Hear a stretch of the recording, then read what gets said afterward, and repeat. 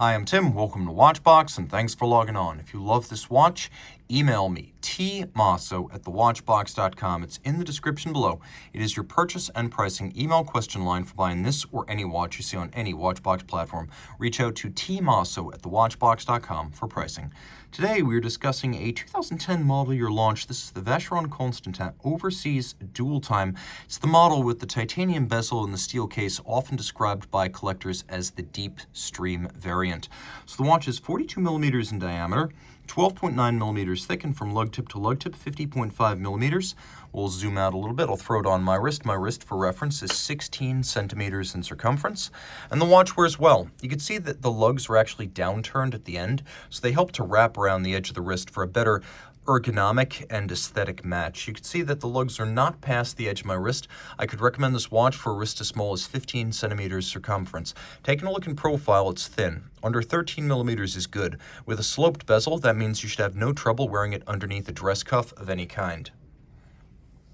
Taking a quick look at the strap, it's uncommon to see this watch on a blue Vacheron strap, but it also wakes the watch up. It could be a little bit industrial if it's all grayscale, with a black strap, a white strap, or a gray strap. It's nice to see a little bit of color here. As you can see, the Vacheron strap is designed for the impression of full integration, so you get the same all-of-a-piece look as if the watch were on a bracelet. You can also see that the strap is held to the case using screws and bars, which is a reassuringly sturdy way to build a watch. More expensive than using spring bars, but also more secure.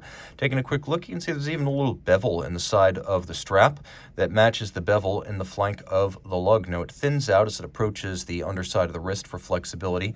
We have a double deployant clasp here, and it has a Maltese cross motif inside where it's polished and media blasted, and it has a Maltese cross motif outside where the buckle itself has half the Vacheron logo. It is also a twin trigger release. You have to press both triggers to open it up, and for extra security against dropping, Vacheron fixes the buckle to the strap using a screw, so even more secure than a standard deployant clasp. The case is simple but strong, roughly tonneau shaped. It has a round dial, but it is not a round watch. The case is polished in profile with a bevel that runs from end to end across the mid-case and down the lug hoods.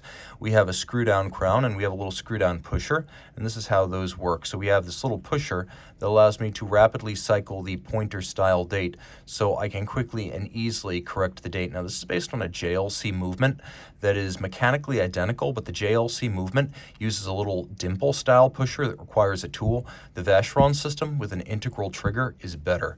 We also have the Maltese cross on the Vacheron crown. It is a screw-down crown. The watch is 150 meters water resistant. It also has a soft iron ring around the movement that makes it 25,000 ampere per meter anti-magnetic.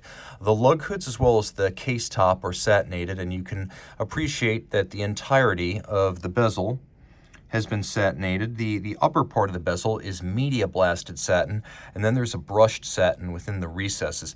It too has that motif of the Maltese cross. There's a cross on the dial. You see it again and again. We've got polished chapter rings for the reference time as well as the date. We've got a large polished scale for the power reserve indicator, and while it doesn't give you actual numbers, it gives you a relative judge of how much energy is left. Total power reserve is 40 hours automatic winding. The hands at center are polished, but they're also blackened, so they match the dial nicely, and we have applied and polished white gold indices to match the white gold logo and hands. Taking a quick look in the dark, there's plenty of luminescence so you can't judge the secondary functions of the watch in the dark. We have a chapter ring or ray outboard that harmonizes the bezel with the dial base, and the dial is all of matte finish. Now, when I adjust the local time, you can see that it does drive in sync with the reference time down at 6 o'clock, but I have an intermediate setting position that allows me to set that secondary dial independently. And you can see, though it's in 12-hour format, there is a little bicolor AM/PM indicator right next to it, so you know whether you're looking at, for example, 4 in the morning or 4 at night. The case back features the image of the Italian naval training vessel, the Amerigo Vespucci, which is considered to be the most beautiful full-rigged ship in the world.